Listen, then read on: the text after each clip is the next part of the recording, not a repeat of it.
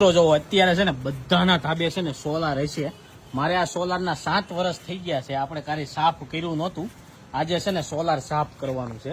તો તમને બતાવું કે સોલાર કઈ રીતના સાફ થાય અને સોલાર સાફ કરો ને એની અંદર કેટલો કદડો નીકળે એ તો જોઈ લો. અહીંયા આ બધી પાઇપું છે ને એમાંથી કદડો નીકળતો થાય. જો આવું જામી જાય, એકદમ પતરું થઈ જાય સારનું. જો બિસ્કીટ જેવું અહીંયા જે નીકળે જો આટલી પાઇપમાંથી પાઇપ બધી કાઢતા જાય છે અને એટલી પાઇપ કાઢી નાખી અને જે એટલી બાકી છે હજી કેટલો નીકળશે અને કઈ રીતના પાઇપ કાઢવાની ની બતાવી દઉં. જો મેન છે ને તમારે પેલા આખી ટાંકી ખાલી કરી નાખવાની. ગરમ પાણી તમારા હાથમાં ઉપર પડશે ને તો બળી જાઓ.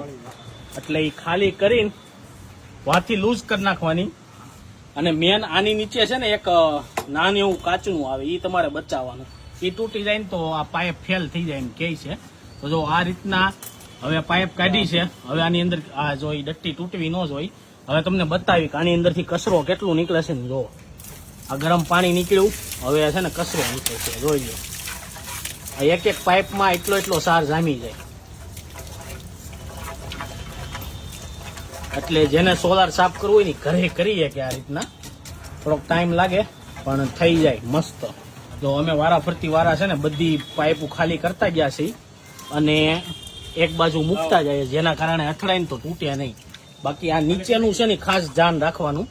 અને આ કેવો લાગ્યો વિડીયો એ કોમેન્ટમાં કહેજો ને બીજાને શેર કરજો. એટલે એને જો ધાબે આવું સોલાર હોય ને તો એને સાફ કરવું હોય ને તો કાયમ આવે.